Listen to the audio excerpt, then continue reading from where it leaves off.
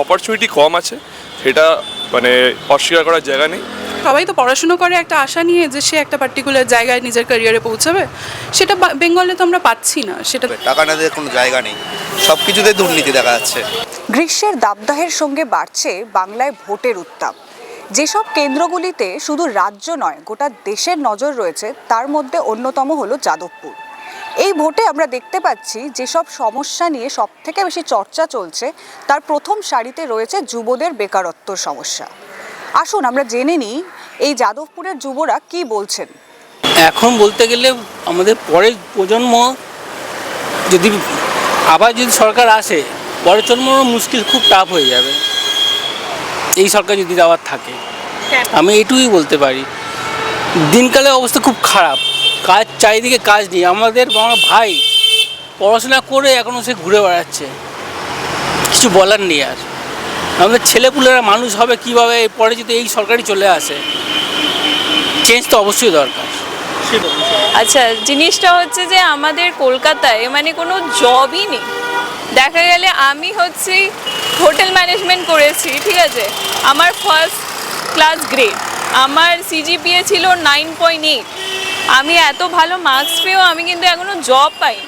First জিনিস হচ্ছে আমি যে ইয়ারে পাস আউট করেছিলাম কোভিড ছিল, ঠিক আছে, বুঝতে পারছি। কোভিডের পরে হচ্ছে জিনিসগুলো যে সব ইন্ডাস্ট্রি আমাদের রিজেক্ট করে দিচ্ছে, কারণ আমরা নতুন ছিলাম বলে, আমরা জাস্ট স্টার্ট করবে বলে ওরা এক্সপিরিয়েন্স চেয়েছে। এই জিনিসটা হচ্ছে যে ইন্ডাস্ট্রি ওরা ফ্রেশার্সই চাই না, তাহলে আমরা কোথায় যাব? আর আমরা যে এখন বসে আছি, এখন আমাদের এত বছর হয়ে গেছে, একটাও জব নেই, কোনো ইন্ডাস্ট্রি আমাদের অ্যাকসেপ্ট করে না। তো এটা যদি আমাদের গভর্নমেন্ট কোনো আমাদের হেল্পও করে না। আমার পার্সপেক্টিভ দিয়ে আমি তো প্রাইভেটে জব করি, বাট স্টিল আমি আমার অনেক ফ্রেন্ডসদের দেখেছি যারা still they are trying for the government job. But আমি বলবো যে জিনিসটাকে নিয়ে যতটা গুরুত্ব দেওয়া হয় ততটা হচ্ছে না।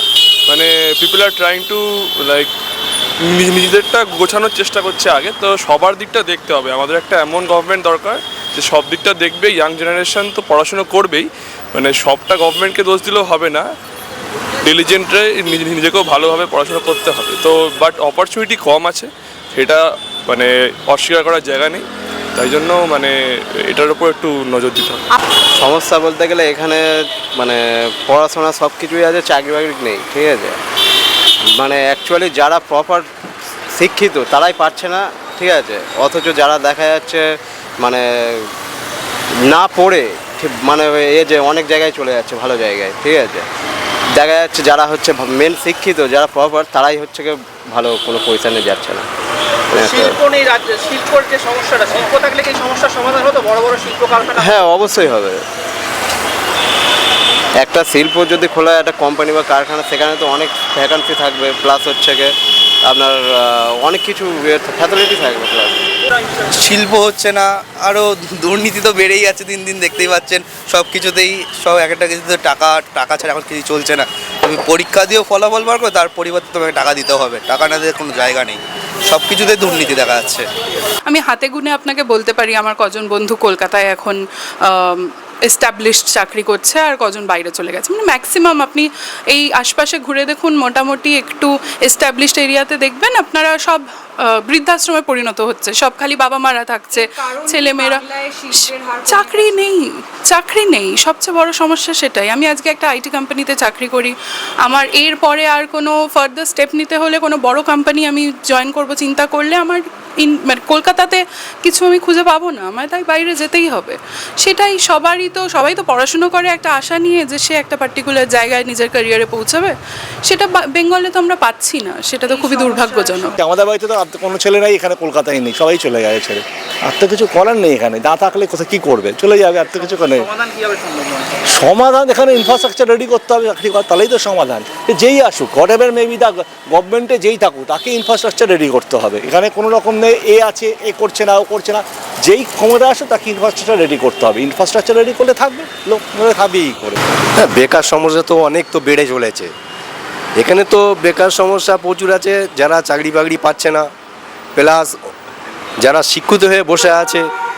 এখানে কলকারখানা হলে সবার সুবিধা হয়, চাকরি বাকরি অনেক বেকার ছেলে বেকার হয়ে ঘুরছে, কোনো কাজ নেই, কোনো কিচ্ছু নেই। কেউ লেবার খাচ্ছে, কেউ রাজমিস্ত্রি কাজ করছে, কেউ ভ্যান চালাচ্ছে, কেউ ডাব বিক্রি করছে, অনেক কিছু করছে, কিন্তু চাকরি নেই এখানে। চাকরি হতে গেলে একমাত্র আপনাদের এখানে শিল্প আসতে হবে, শিল্প এলে তবে বেকার সমাধান মিটবে, নাহলে তো সমাধানই মিটবে না। যাদবপুর থেকে পূজা মণ্ডলের রিপোর্টিং, রেভলিউশন বেঙ্গল।